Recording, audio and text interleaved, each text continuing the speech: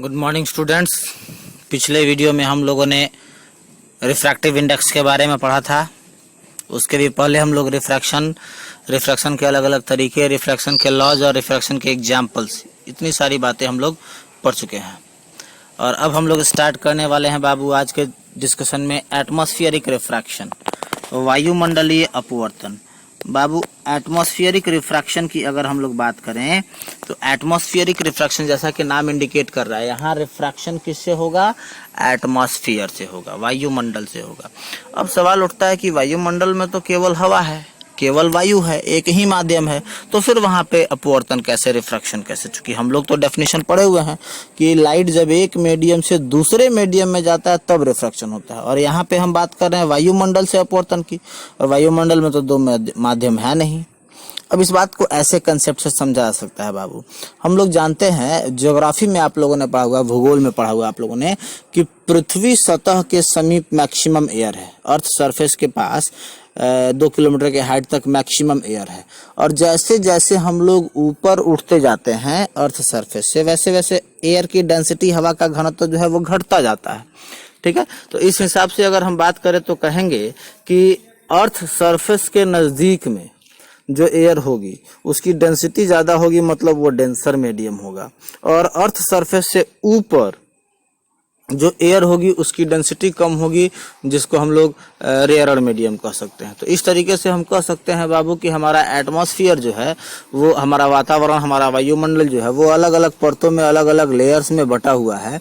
इन layers की density अलग अलग है, इसलिए लाइट जब एटमॉस्फेयर से चलता है तो भले ही एक ही मीडियम हो एयर, लेकिन डेंसिटी अलग अलग होने के कारण ऊपर वाला एयर रेयरर मीडियम का काम कर देता है और नीचे वाला एयर डेंसर मीडियम का काम कर देता है। इस तरीके से एटमॉस्फेयर में ही रिफ्रैक्शन हो जाता है। ठीक है, इस घटना को हम लोग कहेंगे, इस फेनोमेना को हम लोग कहेंगे एटमॉस्फेरिक रिफ्रैक्शन। डेफिनेशन बड़ा आसान है बाबू।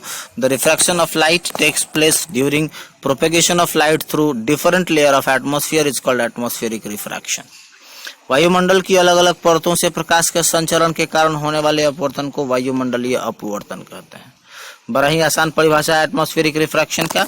अब इस एटमॉस्फेरिक रिफ्रैक्शन के कारण होने वाले कुछ फेनोमेनाज मैं आपको दिखाने का प्रयास कर रहा हूँ।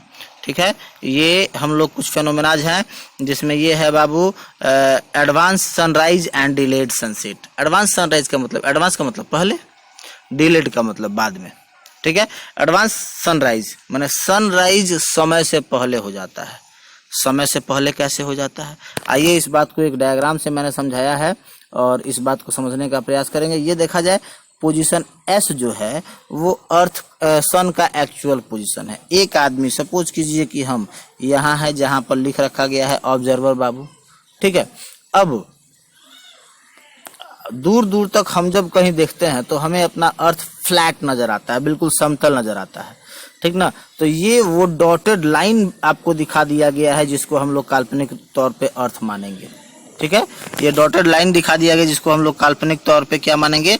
अर्थ मानेंगे। ठीक है, इस लाइन को हम लोग कहते हैं हॉरिजॉन्टल लाइन या सिर्फ हॉरिजॉन। ठीक है, इस लाइन को हम लोग कहते हैं हॉरिजॉन्टल लाइन या सिर्फ हॉरिजॉन। जब सन हमारा इस हॉरिजॉन के नीचे है तो सनराइज नहीं हुआ है, और अगर इसके ऊपर चला जाएगा तो सनराइज हो गया है। ठीक है, अब आइए ये समझ गए हम लोग कि हॉरिजॉन के नीचे जब सन रहेगा तो सनराइज हो गया है, सॉरी नहीं हुआ है, और जब हॉरिजॉन के ऊपर जाएगा तो कहेंगे कि सनराइज हो गया है। अब देखा जाए इस डायग्राम में बाबू, हमारे अर्थ सन का जो है एक्चुअल पोजीशन पॉइंट एस है, जो कि हॉरिजॉन से अभी नीचे है, मतलब अभी एक्चुअली सनराइज नहीं हुआ है। अब ये सन से लाइट तो चलेगा आगे, ठीक ना, क्योंकि केवल अर्थ तो है नहीं, सनलाइट हर डायरेक्शन में चलता है। ये देखिए बाबू, सन से लाइट चल रहा है। अब आप देख पा रहे होंगे ये हमारे एटमॉस्फेयर के, अर्थ के एटमॉस्फेयर के अलग अलग लेयर्स हैं। ठीक है, हमने अभी थोड़ी देर पहले बताया कि हर ऊपर वाला लेयर रेयरर मीडियम होगा और नीचे वाला लेयर डेंसर मीडियम होगा। तो एक बार रिफ्रैक्शन होगा बाबू, लाइट जो चल रहा है उसका एक बार रिफ्रैक्शन होगा इस पॉइंट पे, क्योंकि वैक्यूम से एटमॉस्फेयर में इंटर कर रहा है, रेयरर टू डेंसर इंटर कर रहा है, तो थोड़ा सा बेंड होगा अपने नॉर्मल की ओर। फिर एक बार यहाँ पे रिफ्लेक्शन होगा, मतलब यहाँ पे फिर नॉर्मल की ओर बेंड होगा, फिर थोड़ा सा यहाँ पे रिफ्रैक्शन होगा, फिर नॉर्मल की ओर बेंड होगा, फिर यहाँ पे रिफ्रैक्शन होगा, फिर नॉर्मल की ओर बेंड होगा। ये अलग अलग एटमॉस्फेयर्स के लेयर से जो है लाइट का रिफ्रैक्शन हो रहा है। रिफ्लेक्शन होते होते आप देख पा रहे होंगे जिस लाइट को ऐसे जाना चाहिए था वो अब ऐसे बेंड हो गई। लेकिन जब ऑब्जर्वर के पास पहुंचेगी लाइट, मतलब जब लाइट हमारे पास पहुंचेगी तो हम क्या समझेंगे, हम तो जानते हैं कि लाइट जो है उसका रेक्टिलिनियर प्रोपेगेशन होता है, लाइट स्ट्रेट लाइन में चलता है। तो ये हमें ऑब्जर्वर को ऐसे दिखाई देगा, मतलब ये सन जो एक्चुअली यहाँ है इसका एक वर्चुअल इमेज जो वहां दिखाई देगा जिसको अपीयरेंट पोजीशन। अब सन एक्चुअली है हॉरिजॉन्टल के नीचे, लेकिन हमें दिखाई दे रहा है हॉरिजॉन्टल के ऊपर, मतलब हमें लग रहा है कि सनराइज हो गया है जबकि सनराइज अभी हुआ नहीं है। बिल्कुल इसी तरीके से हम लोग डिलेड सनसेट को समझा सकते। डिलेड का मतलब लेट से, बाद में सनसेट।